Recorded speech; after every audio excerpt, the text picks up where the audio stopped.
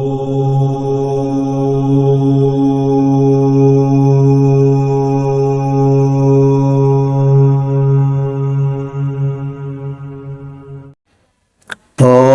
विश्वान्देव सवितर्दुतानि परासु यद्भद्रं तन्नयासु। ओम भद्रं कर्णेभिः शृणुयाम देवा भद्रं पश्येमाक्षभिर्यजत्राः ईश्वरेरङ्गैस्तुष्वांशस्तनुर्भिः विषेमहि देव हितं यदायुः। ओम वेद प्रेमियों सुधी श्रोताओं, संप्रति हम सब यजुर्वेद के 8वें अध्याय के 97वें मंत्र की व्याख्या में प्रवेश करने जा रहे हैं। इस मंत्र का शीर्षक है विघ्नोपशमन। अब संबंधित मंत्र का सर्वप्रथम सस्वर पाठ हो जाए।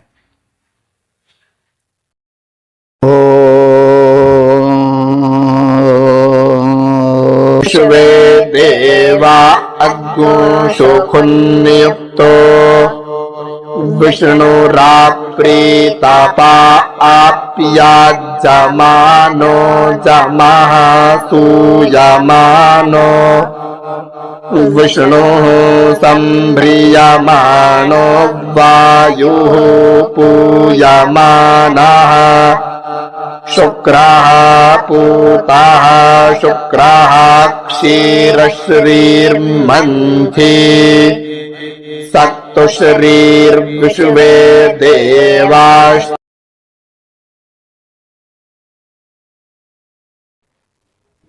इस 97वें मंत्र में यह कहा गया है कि सोम यज्ञ में विघ्नों बाधाओं की कमी नहीं है। यज्ञ विरोधी शक्तियां सक्रिय होकर यदि बाधा डालें तो सोम को जो विभिन्न नामों से संबोधित किया जा रहा है उन नामों के आधार पर मंत्र पाठ करे और स्वाहा कहे तो वे विघ्न दूर हो जाएंगे। अंशुषु माने खंडों में, अंशों में विभक्त सोम जो है वह विश्व देवा कहा जाता है। यज्ञ में सोम खंड खंड में विभक्त करके भिन्न भिन्न रीति से प्रस्तुत करने के लिए रखा जाता है। तो वह सोम जो है वह विश्व देवा के रूप वाला माना जाता है। तो इस समय यदि कोई विघ्न आए तो विश्व देवा, तो फिर विश्वेभ्यः देवेभ्यः नमः स्वाहा कहे तो विघ्न हट जाएगा।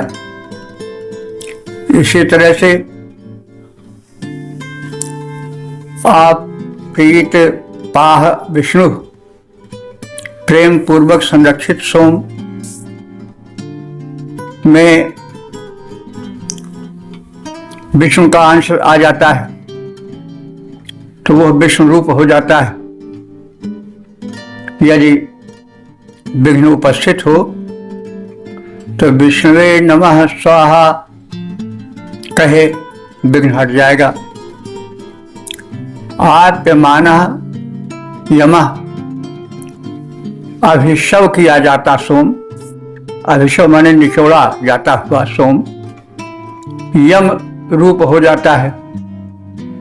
तो यदि उस समय कोई बाधा उपस्थित हो तो यमाय स्वाहा यह कहे विघ्न हट जाएगा। संभ्रियमाणः विष्णु सम्यक पोषित सोम विष्णु रूप हो जाता है। यदि विघ्न उपस्थित हो तो विष्णुवे नमः स्वाहा कहे विघ्न भाग जाएगा। पूयमानः, पवित्र किया जाता हुआ सोम शुक्रः, शुक्र रूप हो जाता है। यदि विघ्न उपस्थित हो तो ओम शुक्राय स्वाहा यह कहे, और सुक्त माने सत्तु मिश्रित सोम जो है, यानी सोम रस में सत्तु मिला दिया जाए तो उसका नाम मंथिन हो जाता है। तो यदि उसमें कोई बाधा आवे तो मंथिने स्वाहा ऐसा उच्चारण करे, विघ्न हट जाएगा। तो खंडों में विभाजित सोम विश्व देवा होता है। तो जैसा कहा गया है, विघ्नाने पर विश्वेभ्या देवेभ्या नमः है। उपासकों का संरक्षक सोम विष्णु होता है। बाधा आने पर विष्णु नमः स्वाहा कहे, विघ्न हट जाएगा। अभिशव माने निचोड़ा गया सोम यम रूप होता है, यानी उसमें यम शक्ति आ जाती है। यदि विघ्न आता है तो यमाय स्वाहा कहे, विघ्न हट जाएगा। अभिषुत सोम यानी निचोड़ा गया सोम विष्णु नाम वाला है। वही बात यहाँ भी है कि यदि बाधा है तो विष्णुवे स्वाहा कहे। पवित्र किया गया सोम वायु की शक्ति से युक्त हो जाता है, वायु देवता उसमें समाहित हो जाते हैं। यदि विघ्न आता है तो वायवे नमः स्वाहा कहे। पवित्र हुआ सोम शुक्र है। यदि बाधा आवे तो शुक्राय स्वाहा कहे। सत्तु में मिश्रित सोम मंथी कहा जाता है। यदि वहां बाधा आवे तो मंथिने स्वाहा कहे। तो इन्हीं विश्व देवा विष्णु यम शुक्र मंथी आदि नामों से घृताहुति देने का विधान है, यानी घृताहुति दे और स्वाहा कहे तो समस्त उपस्थित बाधाएं दूर हो जाएंगी। पद रूपांतरण है, सोम विविध देवों के बल को धारण करने वाला, सोम विविध देवों के बल को धारण करने वाला, उनकी महिमा से युक्त विघ्नों को है हरने वाला। कथित देव नामों द्वारा आहुतियां डाली जाएं, आने वाली याज्ञिक बाधाएं सब टाली जाएं। ओम। वेद प्रेमियों, सुधी श्रोताओं, संप्रति हम सब यजुर्वेद के 8वें अध्याय के 58वें मंत्र की व्याख्या में प्रवेश करने जा रहे हैं। मंत्र का शीर्षक है विघ्नोपशमन। अब संबंधित मंत्र का सर्वप्रथम सस्वर पाठ हो जाए।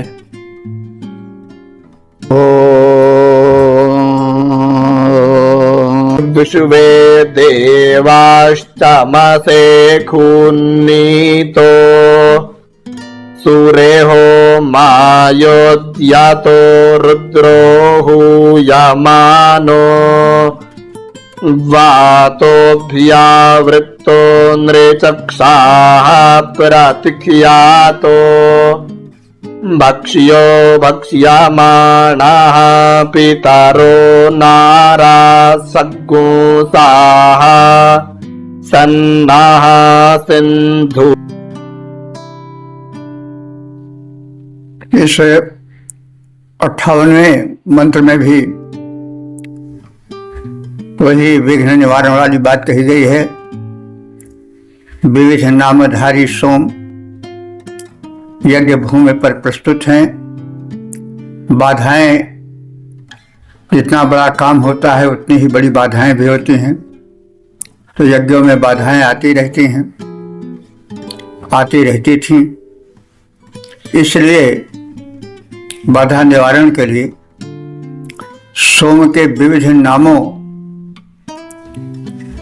को संबोधित करके घृताहुति डालने का विधान है। स्वाहा पूर्वक घृताहुति डाले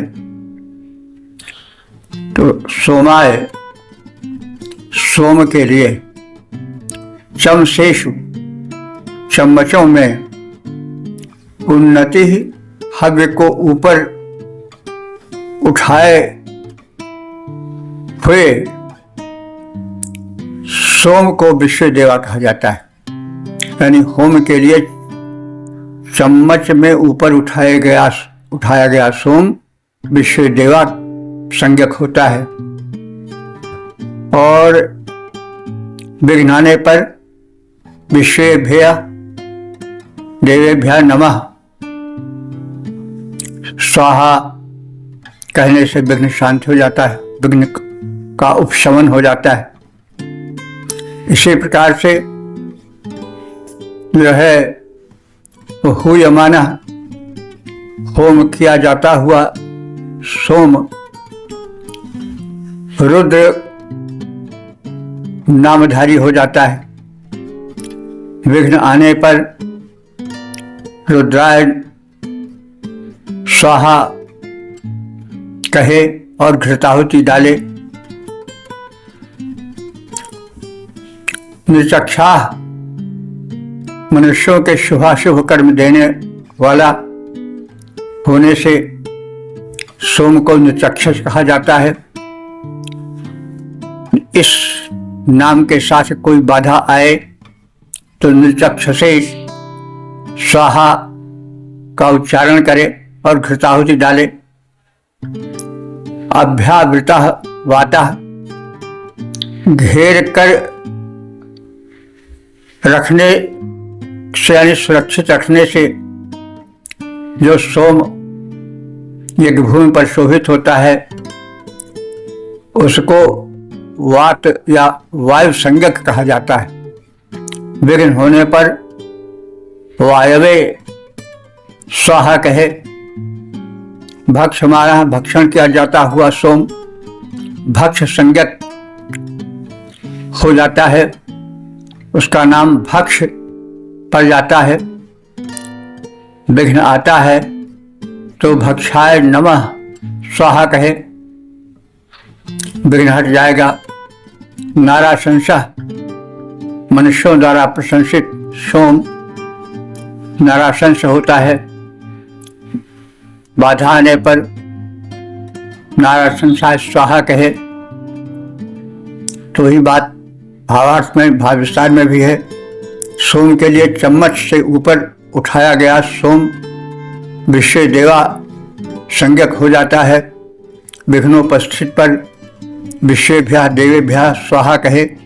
होम के लिए प्रयुक्त सोम अस की संज्ञा पाता है।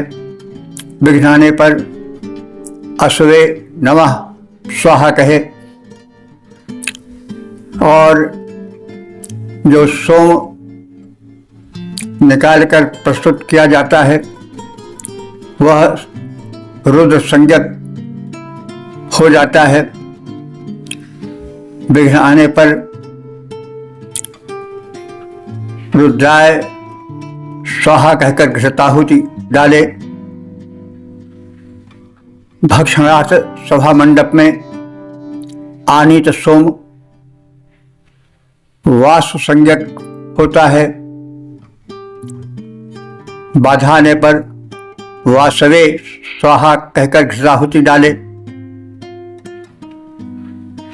तो हे ब्रह्मन, बचे हुए सोम को भक्षण के लिए आग्रह किए जाने पर निर्चक्षस सोम हो जाता है। तो बचे हुए सोम को भक्षण के लिए देवों से आग्रह किए जाने पर जो सोम होता है वो निर्चक्षस संज्ञक हो जाता है। बाधा आने पर निर्चक्षसे स्वाहा कहे। पान किया जाता हुआ सोम भक्ष संज्ञक हो जाता है। बाधा आने पर भक्षाय स्वाहा कहे। उदरस्थ सोम नाराशंस पितर संज्ञक हो जाता है तो नाराशंसाय स्वाहा कहकर घृताहुति दे, और यज्ञ काल में विघ्न निवारण के लिए विश्व देवा आसु रुद्र आदि नामों से जो मंत्र में कथित हैं घृताहुति दे और स्वाहोच्चारण करे, ऐसा विधान है। इससे जो समागत विघ्न होते हैं वे दूर हो जाते हैं। पद्य रूपांतरण है सोम विविध देवों के बल को धारण करने वाला, सोम विविध देवों के बल को धारण करने वाला, उनकी महिमा से मंडित विघ्नों को हरने वाला, कथित देव नामों द्वारा घृत आहुति डाली जाए, कथित देव नामों द्वारा घृत आहुति डाली जाए, आने वाली सब याज्ञिक बाधाएं टाली जाएं। ओम वेद प्रेमियों, सुधे श्रोताओं, संप्रति हम सब यजुर्वेद के 8वें अध्याय के 59वें मंत्र की व्याख्या में प्रवेश करने जा रहे हैं। मंत्र का शीर्षक है विविध नाम संज्ञक सोम। अब संबंधित मंत्र का सर्वप्रथम सस्वर पाठ हो जाए।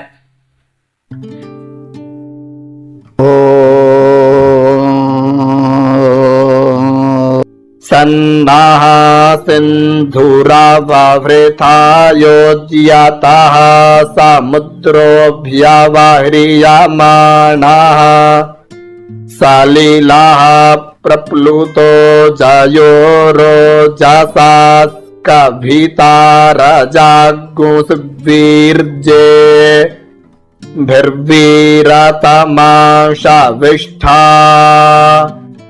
जापत्येते अप्रातीता सहो भर्विष्णु आगन् वरुणा पूर्वाहुतौ। इस 59वें मंत्र में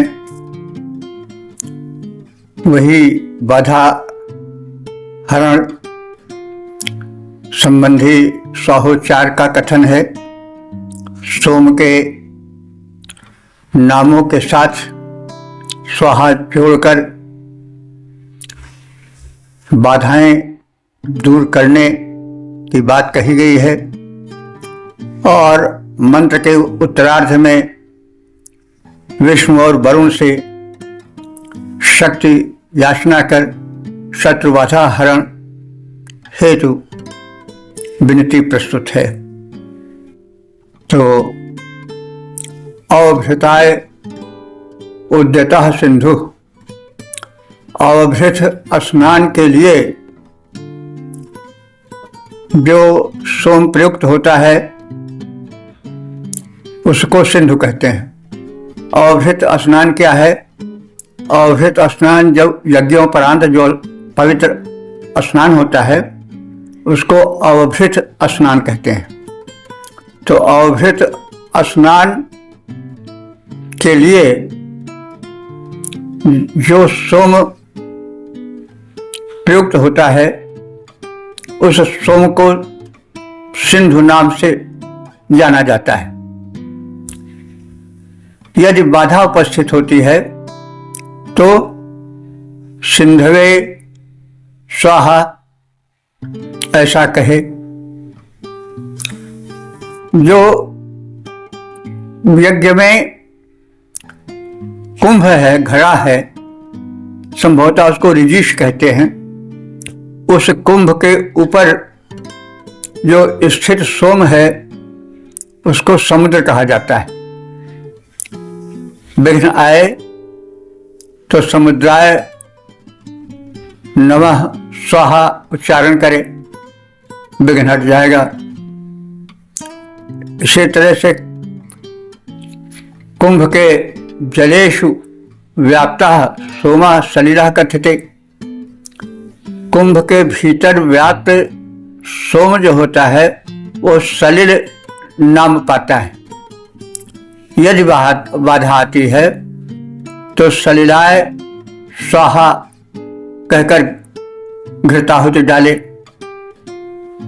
तो इस प्रकार से अवभृत यानी यज्ञोपरांत पवित्र स्नान के लिए प्रयुक्त सोम सिंधु नाम से जाना जाता है। बाधा आने पर सिंधवे नमः स्वाहा कहे। कुंभ यानी घड़े में जल के ऊपर रखा हुआ सोम समुद्र संज्ञक होता है। बाधा आने पर जो है वो समुद्राय नमः स्वाहा कहे। इसी प्रकार से कुंभ के जल में व्याप्त सोम सलिल नाम की संज्ञा पाता है। बाधा आती है तो सलिलाय स्वाहा कहकर घृताहुति डाले। तो यह तो सोम के भिन्न भिन्न नामों के आधार पर बाधा के उपस्थित होने पर जो है वो नाम के साथ मंत्रोच्चार कर बाधा को हटाने के उपक्रम में कहा गया है। अब विष्णु और वरुण के पराक्रम वाली बात कही जा रही है इसी मंत्र में कि जो विष्णु वरुण ओजसा लोका लोक में अपने ओज तेज के कारण प्रसिद्ध हैं, सहो भी बलों द्वारा जो अप्रतिमा बेजोड़ हैं, पत्ते थे जो शत्रु पर टूट पड़ते हैं और उसे धराशायी कर देते हैं। पूर्व हुतौ जो प्रथम आवाहित होते हैं, वे दोनों देव आहुति द्वारा सर्वप्रथम सम्मानित किए जाते हैं। तो ये मतलब मंत्रार्थ में मंत्र के अर्ध भाग में यह है और अर्ध भाग में सोम के नामों से स्वाहा पूर्वक घृताहुति डालने का विधान है विघ्न के उपशमन के प्रयोजन से। अब भाव विस्तार गद्य में जान लें। अवभृत स्नान, यज्ञोपरांत जो पवित्र स्नान होता है उसको अवभृत कहते हैं। तो अवभृत स्नान के लिए प्रयुक्त सोम सिंधु नाम से जाना जाता है। बाधा आने पर सिंधवे नमः स्वाहा कहकर घृताहुति डाले। कुंभ में जल के ऊपर रखा हुआ सोम समुद्र संज्ञक है। यदि बाधा आती है तो समुद्राय स्वाहा कहे। जल में व्याप्त सोम सलिल संज्ञक हो जाता है, यानी उसे सलिल कहते हैं। बाधा आने पर सलिलाय स्वाहा कहे, घृताहुति डाले। अब इसके पश्चात जो है मंत्रार्थ में विष्णु और वरुण के पराक्रम का कथन है कि जिन विष्णु और वरुण के पराक्रम से ब्रह्मांड के घटक भिन्न भिन्न ग्रह नक्षत्र आदि अपने अपने स्थानों पर निराधार टिके हुए हैं, उनकी अपनी अपनी कक्षाएं हैं, कोई किसी से टकराता नहीं है। तो जो व्यवस्था है उस व्यवस्था को नमन है, व्यवस्थापक को नमन है। जो अपने ही पराक्रम से बलशाली हैं तथा शक्ति में अद्वितीय हैं, वे शत्रुओं को परास्त करते हैं। उनके लिए प्रथम मंगल में आहुति अर्पित की जाती है और वे विष्णु और वरुण हम सबका कल्याण करें। पद रूपांतरण है जो सोम विविध नामों द्वारा है जाना जाता, सिंधु सलिल संज्ञक विघ्नों के वृंद मिटाता। विष्णु वरुण बलशाली अरिको मार भगाते, ब्रह्मांडों के स्थापक वे आहुति पहले पाते। ओम वेद प्रेमी सुधीर श्रोताओं, संप्रति हम सब यजुर्वेद के 8वें अध्याय के 60वें मंत्र की व्याख्या में प्रवेश करने जा रहे हैं। शीर्षक है यज्ञों से उपलब्धियां। और संबंधित मंत्र का सर्वप्रथम सस्वर पाठ हो जाए।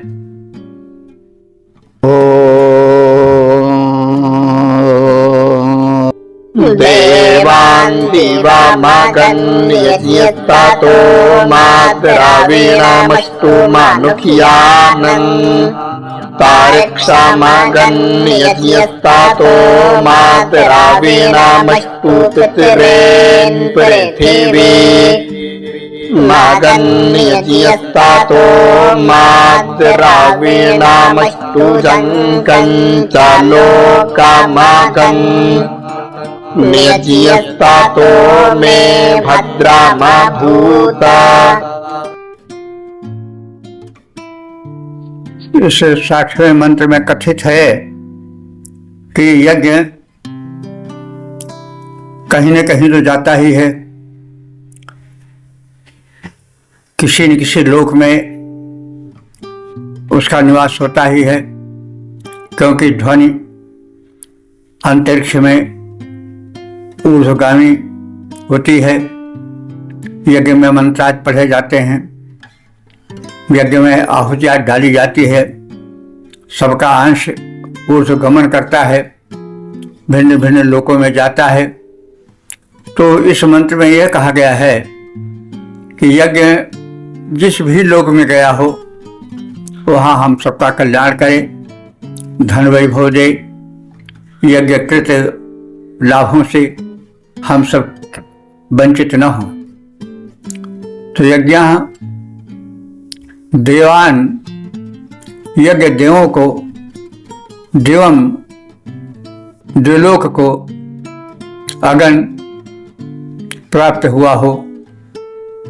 तो जो यज्ञ देवों और द्विलोक को, देवलोक को प्राप्त हुआ हो, उस यज्ञ का फल हमें ऐश्वर्य और दैवी अनुदान के रूप में प्राप्त हो। और यह यज्ञ, जो यज्ञ जो है वो अंतरिक्ष को प्राप्त हुआ हो, वो हमें शेष धन प्रदान करे।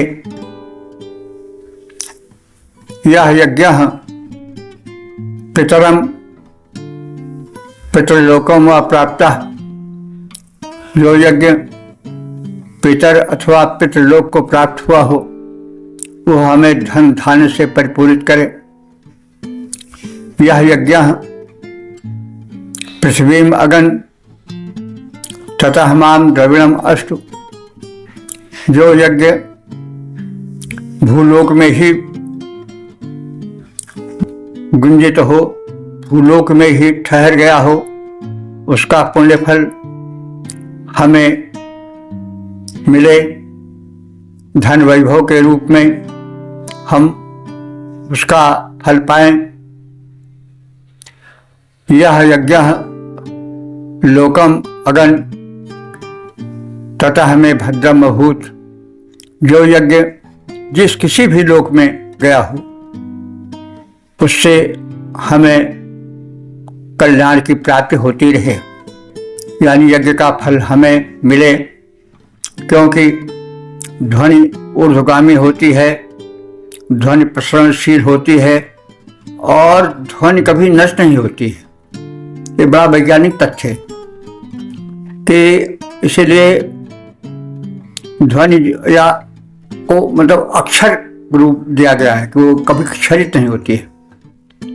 जो शब्द होता है वो अंतरिक्ष में बहुत ऊंचे व्याप्त हो जाता है और वहां गुंजित होता है। ये वैज्ञानिक तथ्य है। तो शब्द ब्रह्म है और जो मंत्रोच्चारण आज होते हैं वे कभी नष्ट नहीं होते हैं।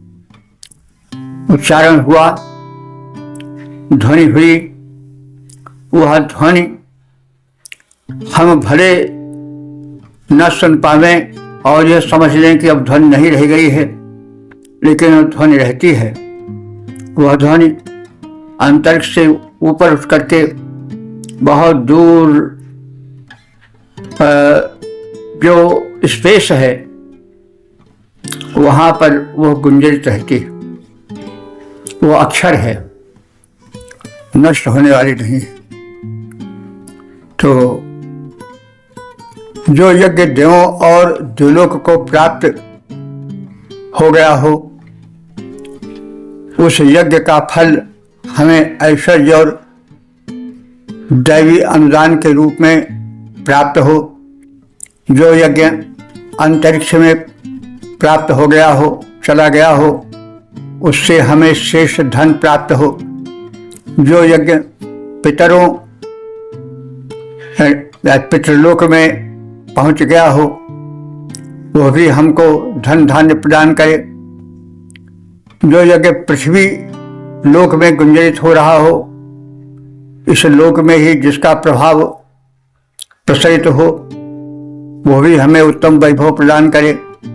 जो यज्ञ जिस किसी भी लोक में हो, उससे हमें कल्याण की प्राप्ति होती रहे। यानी यज्ञ सर्वतोभावेन हम सबका मंगल साधन करता रहे। पद रूपांतरण।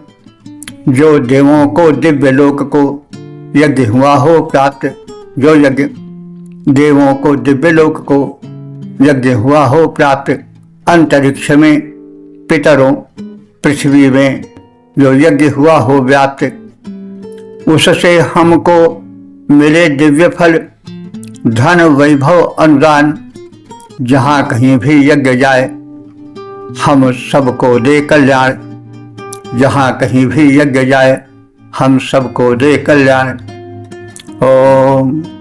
वेद प्रेमियों, सुधी श्रोताओं, संप्रति हम सब यजुर्वेद के 8वें अध्याय के 61वें मंत्र की व्याख्या में प्रवेश करने जा रहे हैं।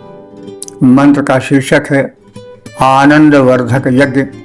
और संबंधित मंत्र का सर्वप्रथम सस्वर पाठ हो जाए।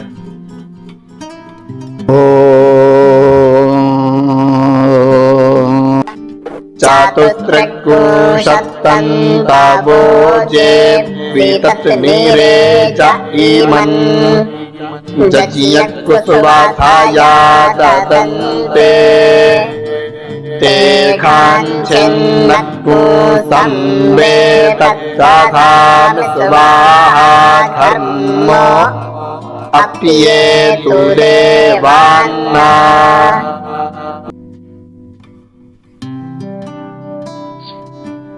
इस 61वें मंत्र में 34 देव शक्तियां बताई गई हैं जो यज्ञ कर्म का विस्तार करते हैं। तो वे 64 या 34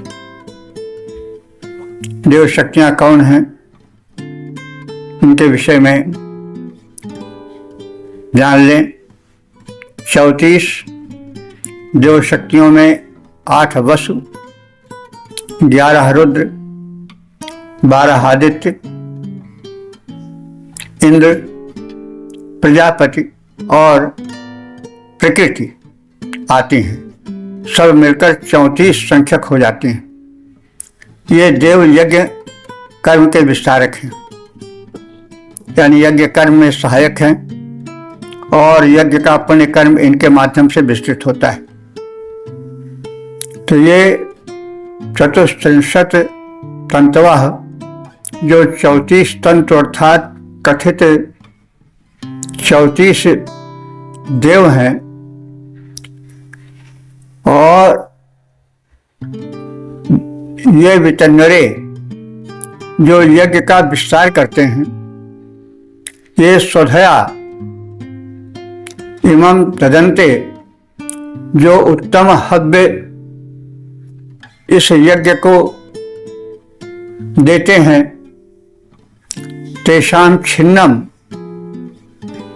उनसे संपन्न यज्ञ हो रहा है, यानी देव ही तो यज्ञ के लिए अन्नादि पदार्थ देते हैं वृष्टि के माध्यम से और उष्मा के माध्यम से।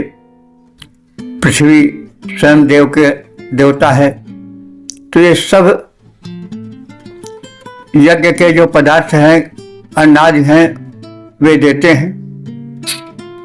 ये देते हैं इसलिए देव कहे जाते हैं। दानात देवतनाथ इति देवा, तो दानात इति देवा, जो देव ही देव है। तो ये उत्तम हव्य द्रव्य देते रहते हैं उपज आदि के माध्यम बन करके। तेषाम छिन्नम, उनसे संपन्न यज्ञ की एतत् स्वाहा संविधान, मैं स्वाहोच्चार पूर्वक विस्तार की भूमिका बनाता हूं, विस्तृत करता हूं। धर्म देवान अपि एतु, वही यज्ञ देवों को निश्चय रूप से प्राप्त हो। और वो जो यज्ञ का धर्म है, जो देवों के माध्यम से परिपूरित होता है, वह देवों के द्वारा दिया गया यज्ञ का यज्ञ के उपकरण वे अंत में देवों को अर्पित हैं, वे उसे स्वीकार करें। यज्ञों को संवर्धित करने वाले प्रजापति आदि जो कथित 34 देवता यज्ञ कर्म का विस्तार करते हैं तथा याजकों को उत्तम पोषक पदार्थ प्रदान करते हैं, उन यज्ञ विस्तारक देवों से प्राप्त वैभव को हम यज्ञ कार्यों में ही नियोजित करते हैं। ये शुभ कर्म है, हमें मिलता है तो हम पाते हैं तो देने के लिए पाते हैं, केवल अपने ही लिए नहीं पाते हैं। उस दाता ने हमें दिया है तो देने के लिए दिया है, क्योंकि कोई वस्तु दी जाती है तो किसी व्यक्ति को दे दी गई और उस प्रदान में सैकड़ों व्यक्तियों का अंश छिपा रहता है। इसीलिए यदि किसी संपन्न व्यक्ति को धन वैभव मिल गया है तो उस धन वैभव में केवल उसी का अंश नहीं है। अगर वो यह समझता है कि यह मेरा है, इस पर किसी का अधिकार नहीं है, तो वह उसकी नासमझी है, अज्ञान है। इसीलिए यहाँ यह तथ्य कहा जा रहा है कि याजकों को उत्तम पोषक पदार्थ प्रदान देवगण करते हैं, तो जो पाता है वह पाने वाला उन पदार्थों को यज्ञीय कार्यों में, उत्तम कार्यों में नियोजित करे, केवल उसे अपने ही उपभोग की वस्तु समझकर संचय न करे। वेद का यह कथन कितना उपयोगी है। आज लोग परेशान हैं, छापा पड़ता रहता है कि इकट्ठा किए हैं, संचय किए हैं लोग, और वास्तव में संचय प्रवृत्ति ने एक बहुत अधिक अव्यवस्था फैला दी है, क्योंकि प्रभु के दिए हुए सुख इतने हैं विकीर्ण धरती पर भोग सकें जो उन्हें परस्पर कहाँ अभी इतने नर, अभी कहाँ जनसंख्या है। तो प्रभु के दिए हुए सुख इतने हैं विकीर्ण धरती पर भोग सकें यदि उन्हें परस्पर हिल मिल करके, तो कहाँ भी इतने नर। तो जो दाता है वो हमें देता है तो देने के लिए देता है। यज्ञ कार्यों में लगाना, पुण्य कार्यों में नियोजित करना ही प्राप्ति का सदुपयोग है। देवताओं को समर्पित यह आहुति उनके आनंद को बढ़ाने वाली सिद्ध हो। देवगण हमारे प्रदत्त आहुत द्रव्य को स्वीकार करें, प्रसन्न हो। पद रूपांतरण है यज्ञ विवर्धक सुर 34 करते यज्ञ कर्म विस्तार। यज्ञ विवर्धक सुर 34 करते यज्ञ कर्म विस्तार। उत्तम पोषक फल के द्वारा करते याजक का उद्धार। देवों द्वारा प्राप्त विभव का हम यज्ञों में करें नियोग। देवार्पित हव्यान स्वरों में सुख का करे सदैव सुयोग। इस प्रकार से एक सुंदर व्यवस्था का कथन है। हम पाएं तो पा करके लुटाएं, अपने ही कोष में केवल अपना ही अधिकार समझ करके उसे संचित न करें, आत्महित में संचित न करें, केवल अपने ही अधिकार के अंतर्गत उसे न माने। यह बड़ा ही लोकोपकारी संदेश है। और सच पूछा जाए तो जो व्यवस्था है प्रजातंत्र की, वो इसी पर टिकी हुई है कि जो है वो सब प्रजा का है और प्रजा ही के लिए है। प्रजा द्वारा परिश्रम से प्राप्त किया गया है, वितरित हुआ है, किसी ने अधिक प्राप्त कर लिया है और वो उस प्राप्ति को मात्र अपना ही समझकर संचय किए हुए है। यही समाज में, राष्ट्र में धन के असमान वितरण का कारण है। कोई बहुत धनी तो कोई बहुत निर्धन। एक ओर समृद्धि रखती पार्श्व शक्ति है कंगाली, एक देह पर एक न चिथड़े एक स्वर्ण के गहनों वाली। पास खड़े हैं रम महल वे आसमान छूने वाले, और बगल में पड़ी झोपड़ी जिसके छप्पर छूने वाले। तो ये जो अव्यवस्था है वह मनुष्य के विकृत दृष्टिकोण का कारण है। वेद कहता है कि आप पाए हो तो इसलिए नहीं पाए हो कि अपने ही उपभोग में उसको लड़ाओ, पाए हो तो देने के लिए उसे समझो। तो यह प्रजातांत्रिक जनतांत्रिक संदेश अमर है, युग युगांतर तक चलने वाला है। वेद के सिद्धांत से हम सब प्रेरणा लें और वेद के अर्थ गांभीर्य को समझें। वेद केवल मंत्रोच्चारण के लिए, शस्त्र वाचन के लिए ही नहीं है, वरन वे जीवन के लिए दिव्य संदेश भी देते हैं। हम स्थान स्थान पर देखते चल रहे हैं, कभी हम थोड़ा संकेत कर देते हैं, कभी विस्तार कुछ कर देते हैं, लेकिन आप सब देखें तो वेदों में प्रजातांत्रिक भावनाएं हैं, लोकतांत्रिक भावनाएं हैं, समाज को समर्पित भावनाएं हैं, संचय का विरोध है, श्रम की पूजा है।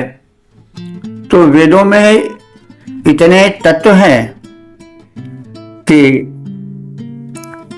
उससे अधिक अभी कुछ व्याख्यायित नहीं हो सका है।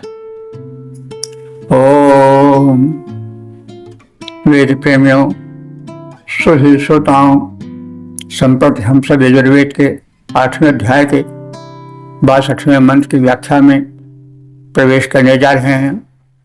मंत्र का शीर्षक है पूर्णाय प्राप्ति। अब संबंधित मंत्र का सर्वप्रथम सस्वर पाठ हो जाए।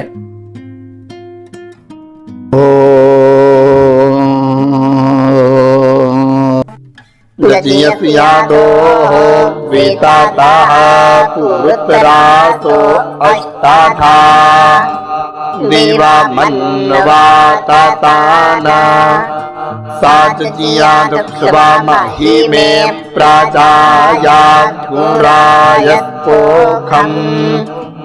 विश्वामायुराशि यस्वाहा।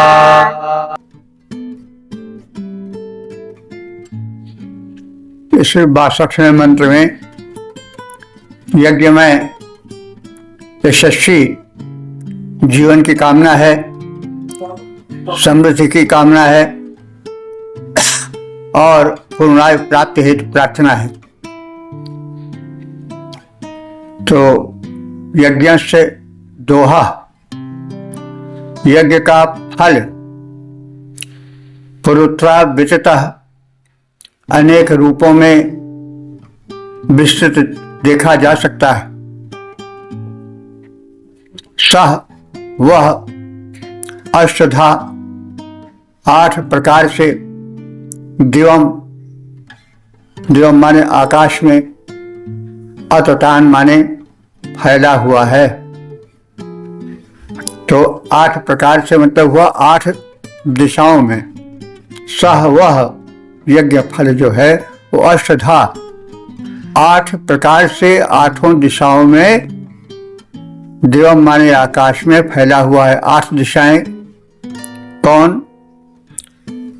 पूरब, पश्चिम, उत्तर, दक्षिण, ये 4 और 4 उसके कोने मिलके 8 दिशाएं हो गई। तो यज्ञ का फल बड़ा विस्तृत है, वो संकुचित नहीं है। उसका फल 8 दिशाओं में व्याप्त है, सर्वत्र व्याप्त है। यज्ञ जो है वह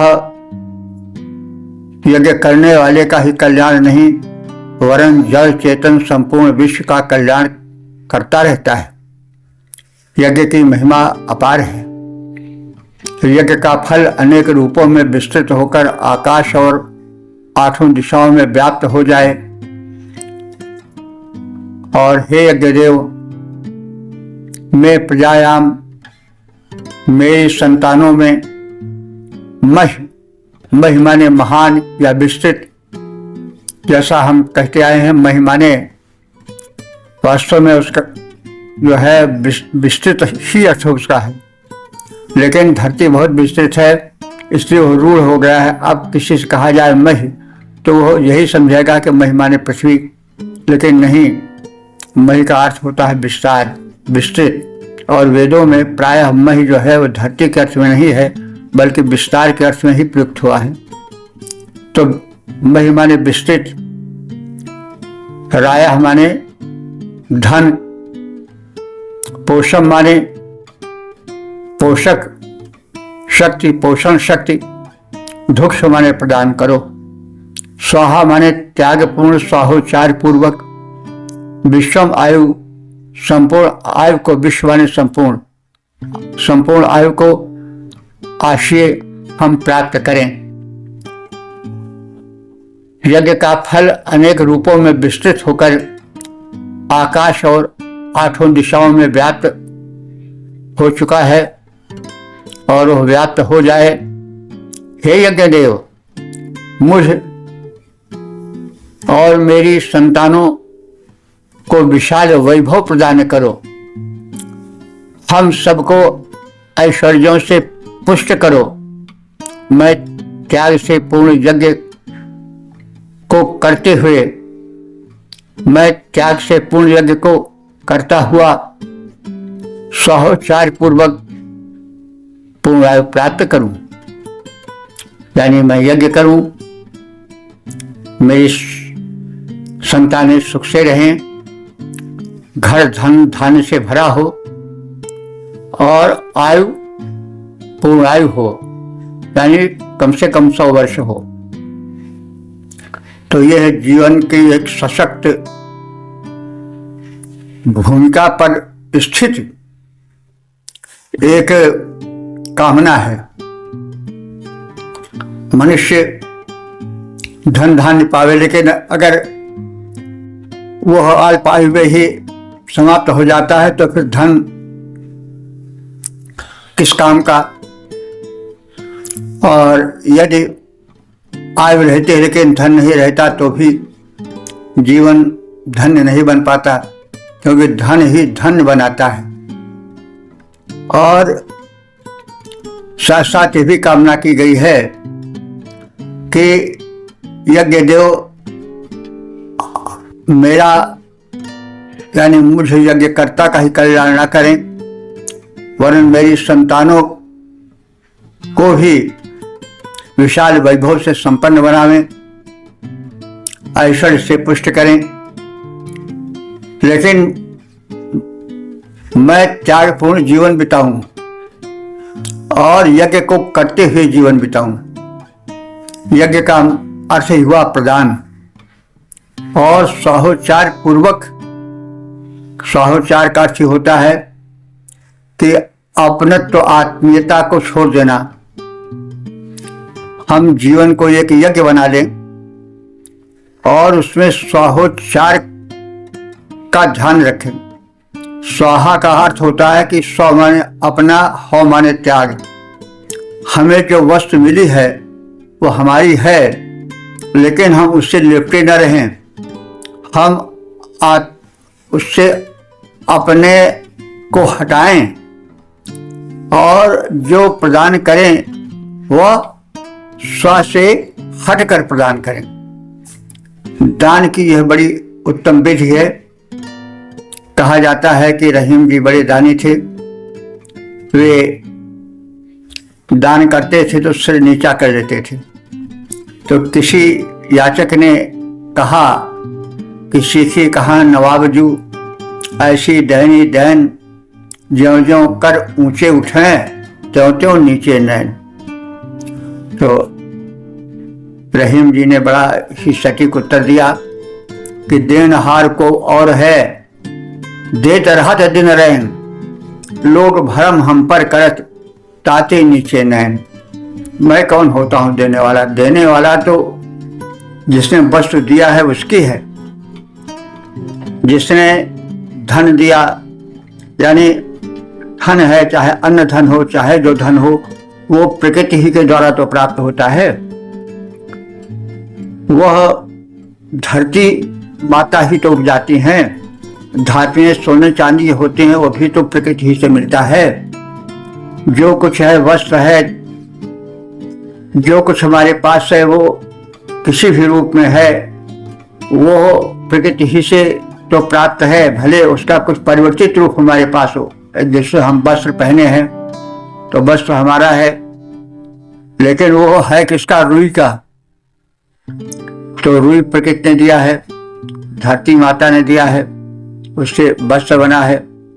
तो मूल तो देने वाला परमात्मा है अथवा साधन भूता प्रकृति है। तो वो मेरा कहाँ रहा?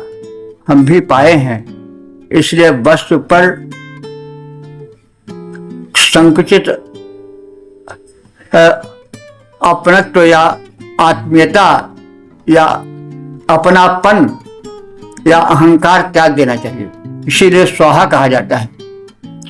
हर अर्पण के साथ स्वाहा बोला जाता है। स्वाहा का अर्थ होता है कि अपनेपन को निकाल देना। मनुष्य में अहंकार बहुत अधिक होता है, वो किसी वस्तु से अपनापन नहीं निकाल पाता है। लेकिन अर्पण की यही विधि है कि हम दें तो यह समझ के दें कि यह मेरा नहीं है, यह प्रकृति का है, परमात्मा का है। मैं तो किसी के हाथ से पाया हूं, तो पाए हुए को मैं प्रदान कर रहा हूं। तो मेरा क्या है? बैंक का क्लर्क है, वो लाखों रुपए देता है, लेकिन उसका थोड़े होता है। वो बड़े उदारतापूर्वक देता है। 1000 मांगो 1000 देगा, लाख मांगो लाख देगा, देने में संकोच नहीं है। और उस प्रदान में देखिए भावना क्या रहती है कि आत्मीयता नहीं रहती। जिस दिन उसमें हो जाएगी कि यह धन मेरा है, उस दिन वो जो है वो घूसखोरी में पकड़ लिया जाएगा, या वो धन के हड़पने में या चोरी में पकड़ लिया जाएगा। जिस दिन उससे समझा कि यह जो नोट है यह मेरा है, यानी उसको रख लेगा, तो वो गमन में पकड़ लिया जाएगा। तो वास्तव में ईशावास्यमिदं सर्वं यत्किंच जगत्याम जगत् तेन तेन भुंजीथा मागधा का धनम। ये इसी यजुर्वेद के 40वें अध्याय का पहला मंत्र है। ये जो सब कुछ है वो ईश्वर का है। ईशावास्यमिदं सर्वं यत्किंच जगत्याम जगत् तेन भुंजीथा, उसने जो दिया है तुम्हें उसका त्याग पूर्वक उपभोग करो। कश्चित् धनम, ये धन किसका है? किसी की नहीं है, ये भगवान का है। तो तेरा तुझको सौंपता क्या लागे है मेरा, मेरा मुझ में कछु नहीं, जो कछु है सो तेरा, तो तेरा तुझको सौंपता क्या लागे है मेरा। तो ये जो है समर्पण की भावना है, ये स्वाहा की भावना है। इसीलिए कहा जा रहा है कि हम प्रदान करें, लेकिन अहम भाव के साथ न प्रदान करें, बल्कि स्वाहोच्चार के साथ प्रदान करें कि यह मेरा नहीं है, मैं इससे स्व माने अपनेपन को हो माने त्याग रहा हूँ, और इसीलिए स्वाहा स्वाहा कहा जाता है। तो स्वाहोच्चार पूर्व माने अपने होने वस्तु पर अपने अधिकार की भावना का परित्याग ही स्वाहा है, और उस अपनत्व के, अहंकार के, आत्मीयता के भाव को त्याग कर प्रदान करना ही सच्चा प्रदान है, सच्चा दान है। तो दान वही है जो यह समझ कर दिया जाए कि इसे मुझे परमात्मा ने दिया है, देने के लिए दिया है, मैं अपना नहीं बल्कि उसी का दिया हुआ दे रहा हूं। तो यह देने की सही पद्धति, वैज्ञानिक पद्धति और वास्तविकता है भी यही। तो हमारा क्या है, शरीर है तो हमारा नहीं है, अगर हमारा होता तो हमारे हिसाब से रहता नहीं, ये भी किसी का दिया हुआ है, कभी कोई ले लेगा। तो इसलिए हमें यही सब सत्य है, सत्य ही धर्म है। सत्य को जानो, पहचानो, और जब सत्य को जान लोगे, पहचान लोगे, तो संसार से जो भ्रम है, मोह है, और जो एक प्रकार का अहंकार है या अज्ञान है, वो हट जाएगा। तो और जब निश्चल मन होगा, निश्चल तन होगा, निर्मल मन होगा, निर्मल तन होगा, तो पूर्णायु प्राप्त ही होगी। इसीलिए कहा जा रहा है कि हम स्वाहोच्चार पूर्वक समर्पण करें, दान करें और पूर्णायु को प्राप्त करें। पद रूपांतरण है, फैले विविध रूप में यज्ञों का सुखदायी फल पर्याप्त। फैले विविध रूप में यज्ञों का सुखदायी फल पर्याप्त, दशों दिशाओं में अवनि अंबर में हो जाए वह व्याप्त। यज्ञ देव हे, यज्ञ देव हे, संतानों को करो विपुल ऐश्वर्य प्रदान। यज्ञ देव हे, संतानों को करो विपुल ऐश्वर्य प्रदान। पाए त्याग पूर्ण पूर्णायु को, जीवन में हो यज्ञ विधान, जीवन में हो यज्ञ विधान। ओम वेद प्रेमियों, सभी श्रोताओं, संप्रति हम सभी यजुर्वेद के 8वें अध्याय के 63वें मंत्र की व्याख्या में प्रवेश करने जा रहे हैं। मंत्र का शीर्षक है पूर्णायु प्राप्ति हेतु प्रार्थना। अब संबंधित मंत्र का सर्वप्रथम सस्वर पाठ हो जाए।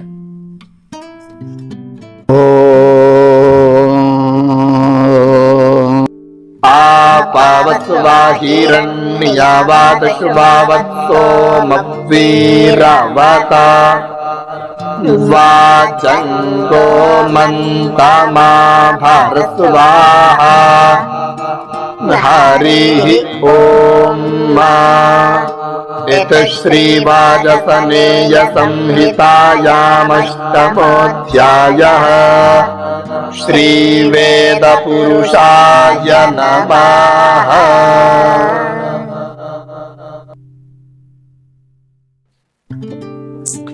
इस 63वें मंत्र में, जो कि 8वें अध्याय के समापन का मंत्र है, इसमें सोम देवता से धनेश्वर की कामना की गई है। पुत्र परिवार की संपन्नता, साथ ही साथ पूर्णायु हेतु प्रार्थना है। कि यह संपूर्ण जीवन है कि हम सुखी हों, परिवार सुखी हो, धन धान्य से पूर्ण हो, साथ साथ दान प्रवृत्ति हो, साथ ही साथ शतायु हम हो, और यह सब मिल करके एक पूर्ण जीवन होता है। और वेदों में इस लोक को विशेष महत्व दिया गया है, क्योंकि जब यह लोक नहीं बनेगा तो परलोक नहीं बनेगा। परलोक की डगर इसी लोक से होकर जाती है। इसलिए इस लोक को समृद्ध बनाओ, इस लोक को धन धान से संपन्न बनाओ, पुत्र पौत्रों से संपन्न जीवन बिताओ। साथ ही साथ जो अर्जन करो उस पर अपना एकाधिकार मत समझो, वरन वो सब ईश्वर की देन समझकर स्वाहापूर्वक यानी आत्मीय अधिकार से हट करके त्यागपूर्ण प्रदान भावना से सबको, समाज को और जो पात्र हैं उन पात्रों को जो पाए हो उसको उदारता पूर्वक दान करो। यह शुभ संदेश है वेद का। तो हे सोम देवता,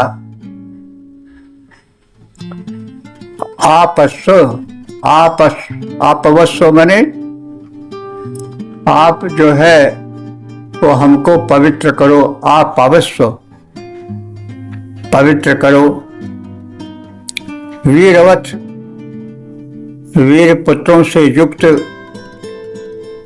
परिवार दो, यानी पवित्र होना परमावश्यक है। यदि मन पवित्र नहीं रहा, यदि तन पवित्र नहीं रहा, तन पवित्र नहीं रहा तो रोग होगा, मन पवित्र नहीं रहा तो शांति नहीं मिलेगी, जीवन पवित्र नहीं रहा तो कुछ नहीं मिल पाएगा। तो इसलिए हमें पवित्र जीवन दो और वीरवत वीर संतानों से युक्त करो। वीर कौन है?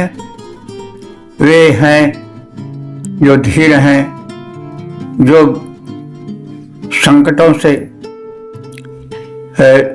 घबराते नहीं हैं, वे वीर हैं। इसीलिए युद्ध वीर, दानवीर, धर्मवीर, 4 प्रकार के वीरों की गणना है।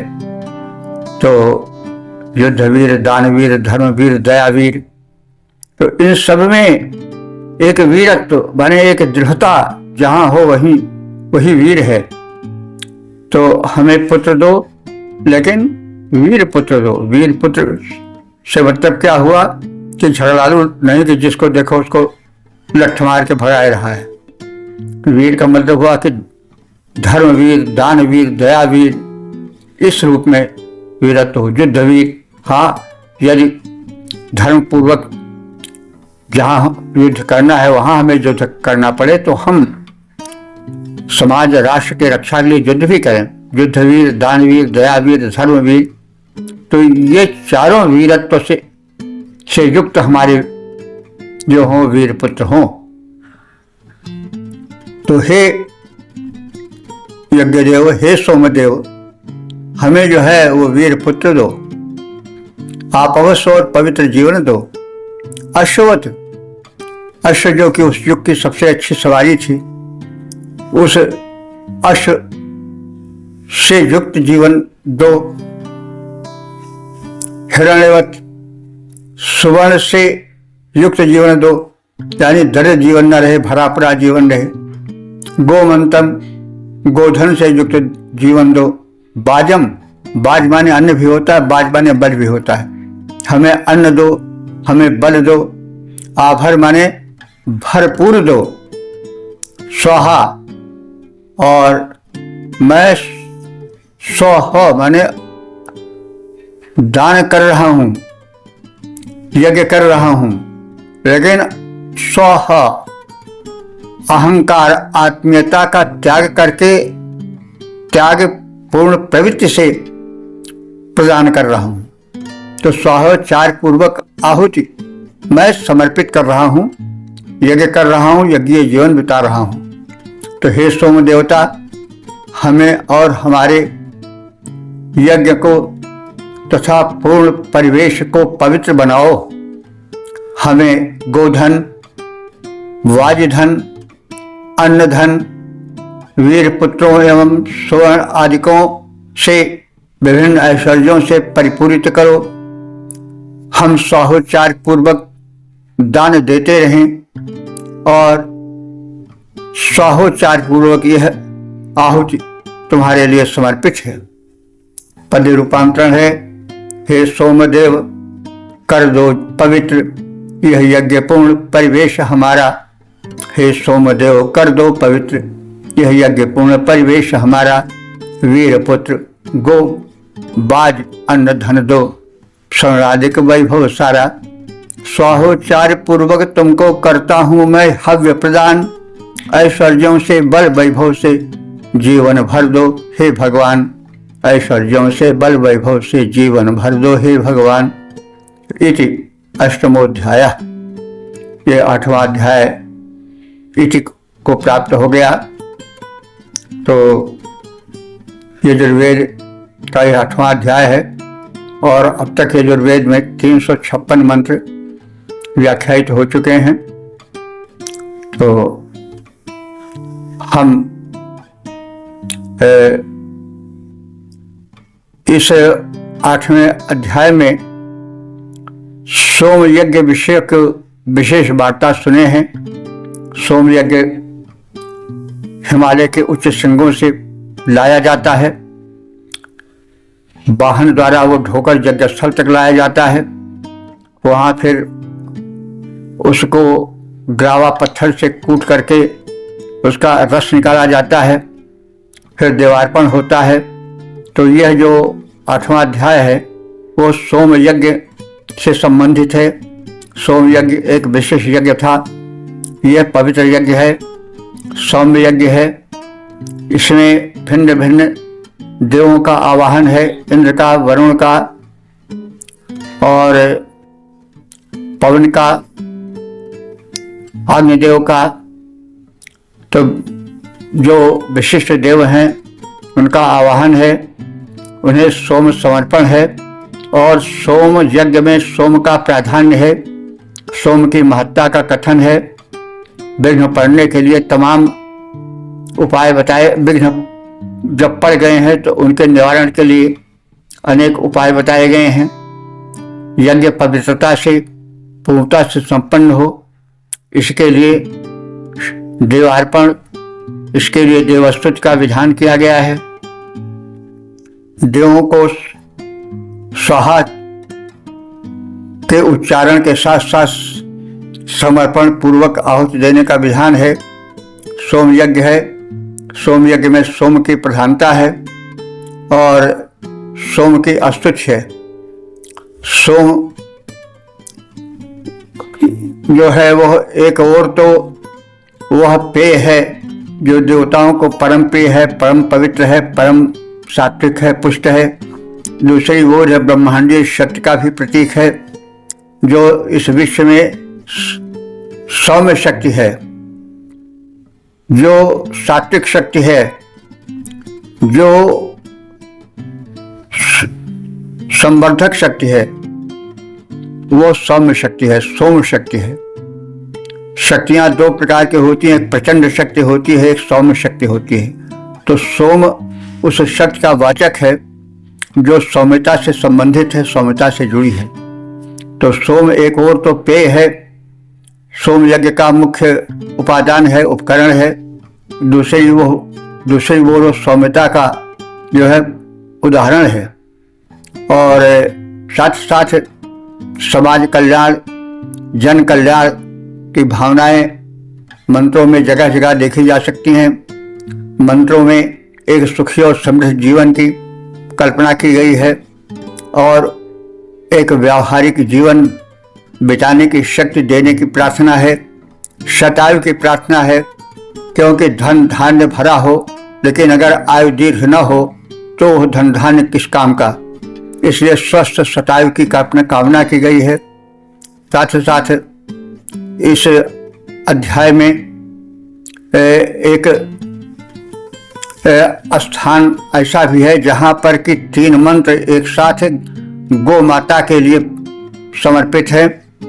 उनके दुग्ध की, उनकी उत्तमता की, उनमें देवत्व की परिकल्पना है और देवत्व का स्थापन है।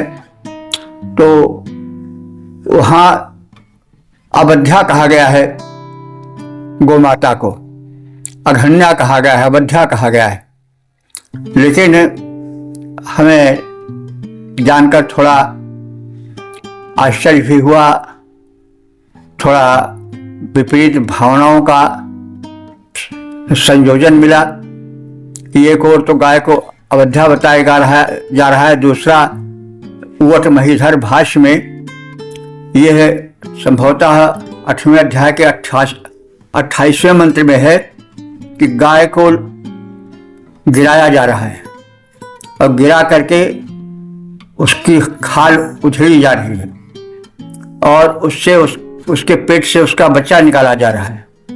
बच्चे के उस बछड़े के पेट को चीर करके उससे मांस निकाली जा रही है, मांस की आहुति डाली जा रही है और शेष भाग को पगड़ी में लपेटकर अग्नि को समर्पित कर दिया जा रहा है। तो ये तुक नहीं बैठता है कि एक और तो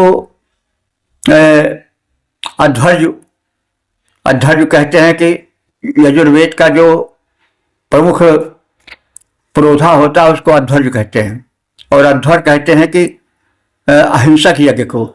तो एक और तो यज्ञ को अध्वर कहा गया है, जहाँ हिंसा न हो वो यज्ञ अध्वर है। और यज्ञ के लिए प्रायः 99% जो शब्द आए हैं, यानी जितने शब्द प्रयुक्त हुए हैं 100 में 99 शब्द अध्वर ही प्रयुक्त हुए हैं यज्ञ के लिए। तो यज्ञ को अध्वर कहा गया है, उसके पुरोधा को अध्वर्य कहा गया है। फिर गाय को गिराने, उसके पेट को फाड़ने, खाल उधेड़ने, बच्चे को निकालने, उसके रक्त की आहुति देने आदि की बातें जो बड़ी विभत्स हैं, वो कैसे उवट और महीधर भाष्य में कर गए हैं, यह जरा खटकती है।